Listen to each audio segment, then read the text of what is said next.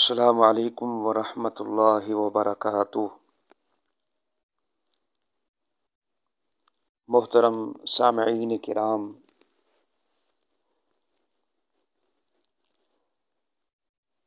حافظ ابن حجر رحمہ اللہ تعالی اپنے دور کے بہت بڑے مؤرخ،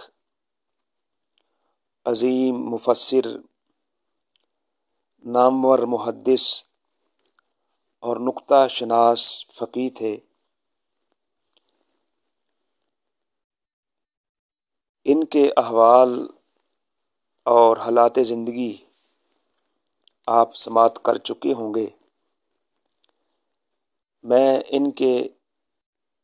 حالات سے صرف نظر کرتے ہوئے ان کی جو اہم کتابیں ہیں ان کا اسلوب اور منہج آپ کے سامنے رکھنا چاہتا ہوں۔ حافظ ابن حجر، جیسا کہ آپ سن چکے ہیں، بہت عظیم محدث اور عالم دین تھے۔ ان کی جو مصنفات ہیں 200 سے زائد ہیں، اور انہوں نے ہر فن میں لکھا ہے۔ عقیدے کے اندر، علوم قرآن کے اندر، اور اسی طرح علوم حدیث کے اندر، تاریخ، ترجمہ، سیر کے اندر، لغت کے اندر، لیکن زیادہ تر ان کا جو کام ہے علوم حدیث کے اندر ہے۔ حدیث کی جو نامور کتاب ہے صحیح البخاری، اس پر حافظ ابن حجر رحمہ اللہ تعالی نے ایک عظیم شرح لکھی اور حق ادا کر دیا، جس شرح کا نام فتح الباری ہے۔ میں سمجھتا ہوں ناقص میرا علم ہے، اور ناقص علم کے مطابق حافظ ابن حجر رحمہ اللہ نے صحیح البخاری لکھ کر کے جو امت پر ایک قرض تھا اس کو ادا کر دیا ہے۔ اس شرح کا اسلوب اور منہج جاننے سے پہلے اس کا جو مقدمہ ہے، جو ہدی الساری کے نام سے ہے، انتہائی علمی مقدمہ ہے، پڑھنے کے قابل ہے، قرات کے قابل ہے، اور ایک عالم کے لیے، ایک طالب علم کے لیے فتح الباری کا مقدمہ پڑھنا، اس کو سمجھنا انتہائی ضروری ہے۔ اس مقدمہ میں حافظ ابن حجر رحمہ اللہ نے 10 فصلیں قائم کی۔ میں چاہتا ہوں کہ سرسری طور پر ان فصول کا تعارف بھی آپ کے سامنے رکھتا جاؤں۔ پہلی فصل کے اندر حافظ ابن حجر رحمہ اللہ نے صحیح البخاری کی وجہ تصنیف ذکر کی ہے، اور دوسری فصل میں صحیح البخاری کا جو موضوع ہے، اس کی شروط ہیں، دیگر چیزیں اس میں بیان فرمائی ہیں، اور تیسری فصل میں حافظ ابن حجر رحمہ اللہ نے جو امام بخاری رحمہ اللہ حدیث کا اختصار کرتے ہیں اور تختی یعنی ٹکڑے ٹکڑے پیش کرتے ہیں، ان کی حکمت بیان فرمائی۔ اور چوتھی فصل میں حافظ ابن حجر رحمہ اللہ نے صحیح البخاری کے اندر جو معلق روایات ہیں، موقوف آثار ہیں، ان کا سبب بیان کیا ہے، کیونکہ صحیح البخاری کا اصل موضوع وہ متصل مرفوع روایات کو نقل کرنا ہے، لیکن بسا اوقات معلق روایات اور آثار صحابہ نقل فرما دیتے ہیں۔ ان کی وجہ کیا ہے؟ حافظ ابن حجر نے اس کو تفصیلی بیان فرمایا ہے۔ اس طرح پانچویں فصل میں غریب جو الفاظ ہیں صحیح البخاری کے اندر وارد ہوئے ہیں، حافظ ابن حجر نے ان کو حروف تہجی کے اعتبار سے بیان کیا ہے۔ اور اس طرح چھٹی فصل میں جو صحیح البخاری کے اندر راویوں کے نام ہیں، کنیت ہے، نسب ہے، ان میں جو مشکل ہیں ان کو ضبط کیا ہے، وہ بیان کیا ہے۔ اور ساتویں فصل میں امام بخاری رحمہ اللہ کے جو شیوخ ہیں ان کو ذکر کیا، خاص طور پر جو مہمل نام ہیں ان کی اہمیت کو اجاگر کیا ہے یا ان کو نشاندہی کی ہے ان کی۔ اور اس طرح 8ویں فصل میں جن محدثین نے امام بخاری رحمہ اللہ کی روایات پر نقد کیا ہے، حافظ ابن حجر نے ایک ایک حدیث کا، مثلا امام دارقطنی رحمہ اللہ نے جو نقد کیا ہے اس کا انہوں نے جواب دیا ہے۔ اسی طرح 9ویں فصل میں جن رجال پر کسی نے طعن کیا ہے ان کو ترتیب کے ساتھ نقل کر کے اس کا جواب دیا ہے۔ اور اسی طرح 10ویں فصل میں اس کتاب کی جو فہرست ہے ہر باب کی، اور اس طرح ہر حدیث کے اندر کتنی حدیث ہیں اور مقرر کتنی حدیث ہیں، ان تمام کو حافظ ابن حجر رحمہ اللہ نے بیان فرمایا ہے۔ تو یہ سرسری طور پر یہ مقدمہ کا جو تعارف سمجھ لیں اس کو، اس کے اندر جو چیزیں بیان ہوئی ہیں وہ حافظ ابن حجر رحمہ اللہ نے ڈسکس کی ہیں۔ لہٰذا میں مقرر طلبہ علم کو یہ نصیحت کروں گا، اپنے آپ کو بھی نصیحت کروں گا، یہ کتاب ہمیں دل جمی کے ساتھ، اس کا مقدمہ خاص طور پر اس کو پڑھنا چاہیے، بڑا علمی اور بہت ہی مفید مقدمہ ہے۔ اب ہم آتے ہیں صحیح البخاری کی شرح فتح الباری میں حافظ ابن حجر رحمہ اللہ نے کون سا اسلوب اختیار کیا ہے، کیسا منہج پہ انہوں نے اس کتاب کے اندر اختیار کیا ہے۔ سب سے پہلے بات تو یہ ہے کہ حافظ ابن حجر رحمہ اللہ نے شرح الحدیث کے اندر اور اسی طرح اس کی اسانید کی شرح کے اندر حق ادا کیا ہے۔ سب سے پہلے حافظ ابن حجر العسقلانی رحمہ اللہ وہ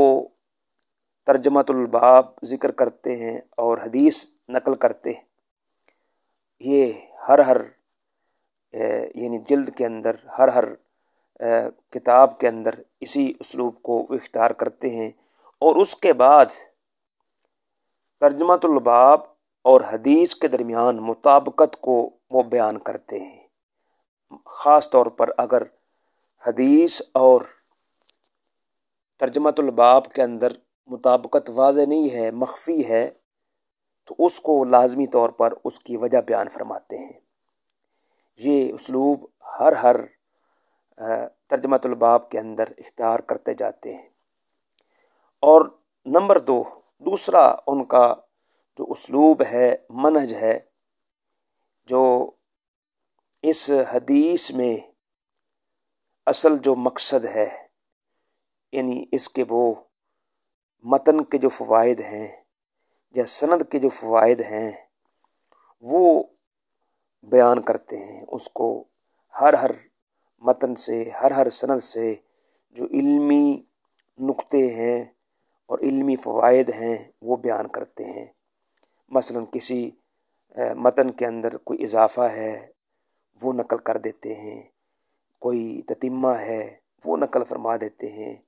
کوئی مخفی چیز ہے اس کو عیاں کر دیتے ہیں، اور اسی طرح کوئی مدلس راوی ہے اس کے سماع کی تصریح کر دیتے ہیں، یا اسی طرح مطابعت بیان کر دیتے ہیں۔ تو یہ چیزیں وہ امہات الکتب سے، مصانیف سے، جوامع سے، اور اسی طرح دیگر کتب سے، اجزاء سے وہ صحت اور حسن کی شرط کے ساتھ یہ نقل فرماتے جاتے ہیں۔ اور نمبر 3، تیسرا اسلوب حافظ بن حجر رحمہ اللہ کا یہ ہے کہ جو صحیح البخاری کے اندر معلق روایات منقطع آ جاتی ہیں یا اسی طرح موقوف روایات آ جاتی ہیں، اس کے اندر جو فوائد ہیں وہ ذکر کرتے ہیں۔ اگر کسی اور کتاب کے اندر وہ فوائد بکھرے ہوئے ہیں، وہ علمی موتی جو بکھرے ہوتے ہیں ان کو جمع کرتے ہیں اور ساتھ اس کو نقل فرما دیتے ہیں۔ اور اسی طرح چوتھا جو اہم اسلوب حافظ بن حجر رحمہ اللہ نے جو اختیار کیا ہے کہ اس کتاب کے اندر جو روات ہیں، راوی ہیں، ان کے نام، ان کی جو صفات ہیں، اگر وہ مشکل ہیں تو ان کو وہ ضبط بھی کر دیتے ہیں۔ یعنی ان کا جو اعراب ہے وہ بھی واضح فرما دیتے ہیں۔ اسی طرح ایک اسلوب ان کا یہ بھی ہے کہ مشکل الفاظ کے لغوی جو معانی ہیں ان کی وضاحت فرماتے جاتے ہیں۔ اس طرح جو اس کے اندر علم بیان کی جو مباحث ہیں ان پر بھی وہ تنبیہ کرتے جاتے ہیں۔ اور چھٹے نمبر پر بڑی اہم جو چیز ہے، حافظ ابن حجر رحمہ اللہ ائمہ کرام جو متقدمین گزرے ہیں ان کی شروحات ان کے مد نظر رہی ہیں، جو انہوں نے اس حدیث سے فقہی احکام اور اسی طرح جو زہد و ورع کی باتیں ہیں یا آداب سے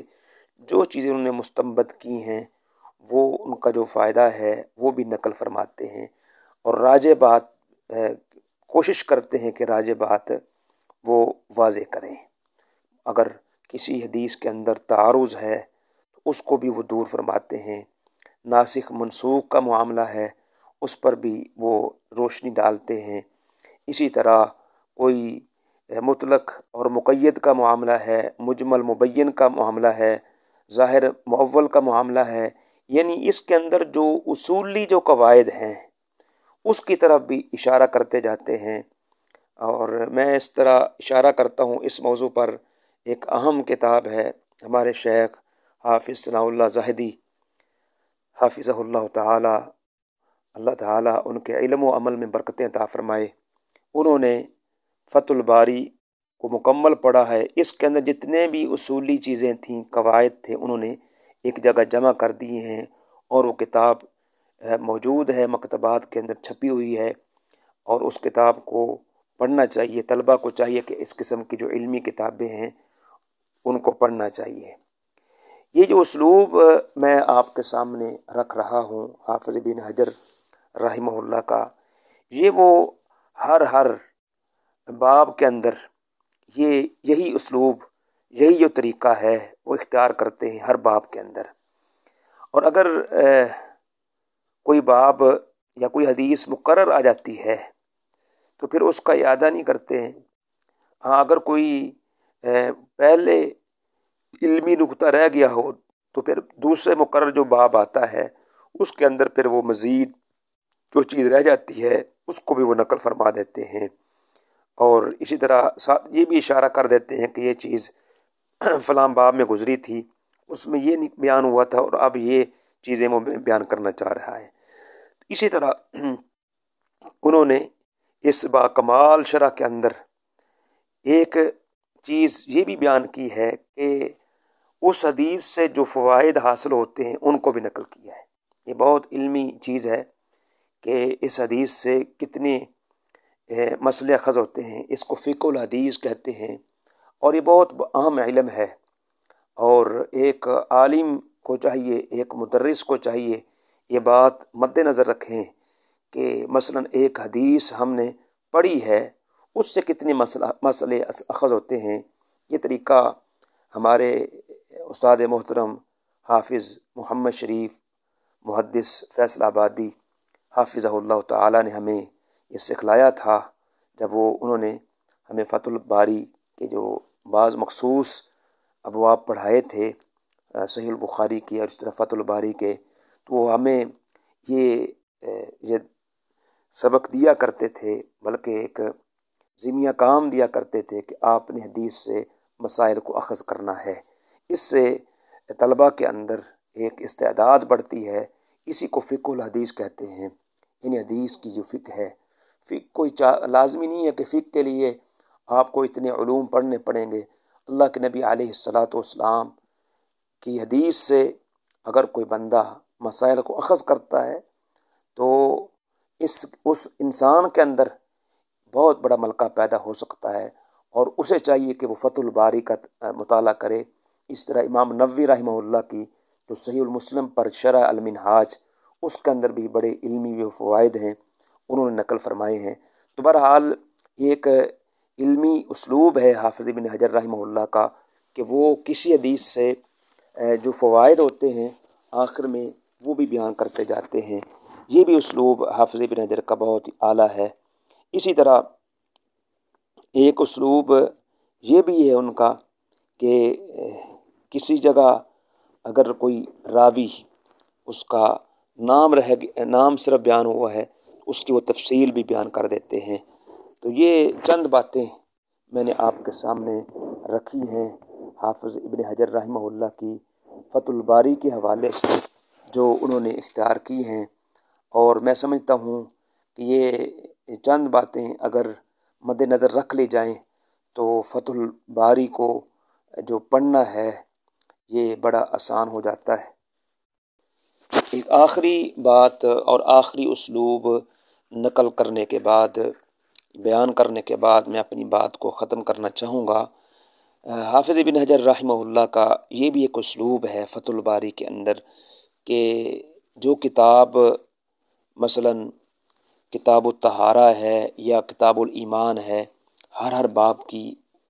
اسی اسلوب کے تحت جو ہم نے بیان کیا ہے وہ شرح کرتے جاتے ہیں، اور آخر میں وہ خاتمہ کا لفظ نقل کر کے اس کے اندر جتنی بھی روایات آئی ہیں، مرفوع روایات آئی ہیں یا اسی طرح معلق روایات آئی ہیں، آثار صحابہ آئے ہیں، وہ ان کی تعداد نقل کر دیتے ہیں، اور یہ حدیث صرف بخاری کے اندر ہے یا کسی اور کتب حدیث کے اندر ہے اس کی بھی وہ وضاحت کر دیتے ہیں۔ تو یہ جو آثار صحابہ کی جو تعداد ہے اس کو بھی وہ نقل فرما دیتے ہیں۔ یہ ایک طالب علم کے لیے علمی ایک اضافہ ہے کہ جو بھی صحیح البخاری کو پڑھے گا اور اس کی شرح کو سامنے رکھے گا، اس کے لیے یہ چیزیں کہ اہم ہیں جو حافظ ابن حجر رحمہ اللہ بیان فرما دیتے ہیں۔ المہم یہ کتاب یہ بہت ہی اہمیت کی حامل ہے، بہت ساری خصوصیات کی حامل ہے، اور بلکہ ہمارے ماضی قریب کے علماء میں حافظ الحدیث حافظ محمد گوندلوی حافظ اللہ رحمہ اللہ تعالی، جو اپنے دور کے بہت بڑے محدث تھے، بہت بڑے حافظ حدیث تھے، وہ کہا کرتے تھے کہ 4 کتابیں یہ ایک عالم کو مجتہد بناتی ہیں، بلکہ مجتہد گر بناتی ہیں۔ ان 4 کتابوں میں ایک اہم کتاب وہ حافظ ابن حجر رحمہ اللہ کی فتح الباری ہے، اور اسی طرح ایک کتاب وہ محلہ ذکر کیا کرتے تھے حافظ ابن حزم رحمہ اللہ کا، وہ بھی بہت شاندار کتاب ہے۔ اسی طرح علامہ شوکانی رحمہ اللہ کی نیل الاوطار، یہ بھی ایک فقہ الحدیث کی بہترین عمدہ کتاب ہے، اور اسی طرح حافظ ابن قیم رحمہ اللہ کی زاد المعاد، یہ کتابیں ایک طالب علم کے لیے، ایک عالم کے لیے ان کا پڑھنا، ان کا سمجھنا انتہائی ضروری ہے۔ تو میں آخر میں ایک بار پھر طلبہ علم کو نصیحت کرنا چاہوں گا کہ وہ ان 4 کتابوں کو لازمی سبقاً پڑھیں، اور بالخصوص فتح الباری کا جو مقدمہ ہے ہدی الساری، اس کو بالاستیاب شروع سے آخر تک پڑھیں، اور پھر ہر جو علمی جو موتی حافظ ابن حجر رحمہ اللہ نے اس میں بیان فرمائے ہیں ان کو نوٹ کریں۔ اللہ سبحانہ و تعالی جو مفید باتیں ہم نے سنی ہیں ان پر